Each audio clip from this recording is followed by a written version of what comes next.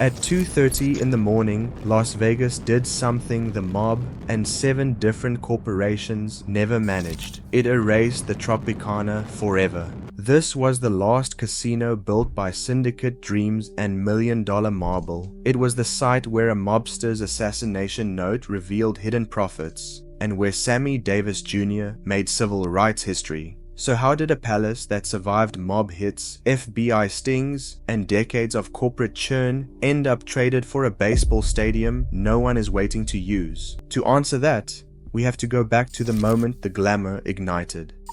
Ben Jaffe stood on the edge of the Las Vegas desert in 1955, holding the deed to a patch of empty land at the far end of the Strip. He had already made his name at the Fontainebleau in Miami Beach, but this was a different gamble. The plan for the Tropicana started at $4.5 million, but as the vision grew, Italian marble, crystal chandeliers, and a gourmet dining room with a live violinist, the price tag soared to $15 million, the highest in Las Vegas history. To keep the dream alive, Jaffe sold his Fontainebleau stake and poured every dollar into the project. Construction was run by Phil Castell, a man with a reputation that stretched from New Orleans to New York, and ties to Frank Costello, the so-called Prime Minister of the underworld. Nevada's new gaming control board watched closely. Before the Tropicana could open, Castell was forced out, his MOB connections too dangerous for a gaming license. J.K. Housels, a veteran of the Las Vegas Club, stepped in to run the casino. On April 4th, 1957, the Tropicana opened its doors with 300 rooms and the promise of a tropical paradise. But the shadow of organized crime lingered. 1 month later, police in New York found a note in Frank Costello's pocket after an assassination attempt. The paper listed Tropicana's earnings, over $650,000 in its first weeks, and detailed thousands of dollars skimmed for Costello's associates. The Tropicana had arrived, but the line between glamour and danger was razor thin. The Tropicana's reputation soared in December 1959 when entertainment director Lou Walters brought the Folies Bergère from Paris to Las Vegas. On Christmas Eve, the curtain rose on a spectacle the Strip had never seen. Showgirls in feathered headdresses weighing nearly 30 pounds, sequins catching the stage lights, and a live orchestra filling the room with music. The Folies was more than a show. It was a statement. Walters wanted elegance that rivaled Europe, and the Tropicana delivered, drawing celebrities and high rollers to its marble halls. For nearly 50 years, the Folies Bergère dazzled audiences, becoming the longest-running show in Las Vegas history. The Tropicana stage became a launch pad for legends.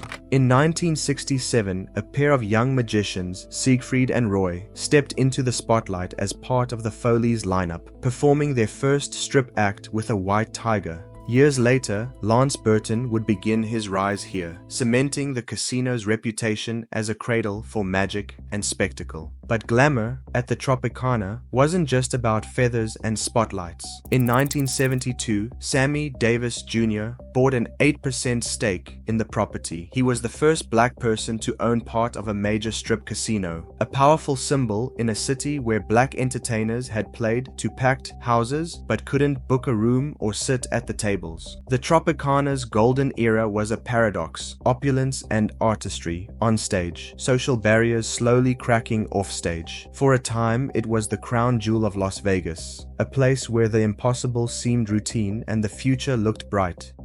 Joe Agosto walked the Tropicana's back corridors with the confidence of a man who knew the real business wasn't on the stage. Officially, he managed the Folies Bergère show. Unofficially, he answered to the Kansas City mob. Starting in the mid-1970s, cash vanished from the casino cage before it ever reached the books. Bundles of bills slipped out, counted in private, and sent east. Each month, as much as $50,000 disappeared this way, bypassing the state and the IRS, feeding the Tavella crime family and their partners in Chicago and Milwaukee. The operation was hidden in plain sight, protected by charm, fear, and a network of silent hands. Mitzi Stauffer Briggs, the chemical heiress who owned the Tropicana, trusted Agosto completely. She had poured over $6 million into the Tiffany Tower, but she knew nothing about running a casino, least of all the art of not asking questions. By the time the FBI closed in, Briggs had lost $44 million. Operation Strawman, launched in 1979, cracked the code. Bugs in Kansas City restaurants, wiretaps on payphones, and a raid on mobster Carl DeLuna's home exposed the entire structure. Indictments swept up Agosto, Nick Chivella, and a string of associates. The fallout was immediate. Briggs, humiliated and nearly bankrupt, was forced to sell. The Tropicana had survived assassination attempts and mob intrigue, but this time, the losses could not be hidden. The era of quiet skimming was over, at least for the moment. Ramada Inns arrived in 1979 with a plan to scrub away the last traces of mob scandal and recast the Tropicana as a model of corporate respectability. The new owners brought in consultants, drafted business plans, and promised a return to glory. But the Strip was changing faster than any spreadsheet could keep up. While Ramada's executives debated strategy, casino competitors were building entire new worlds across the street.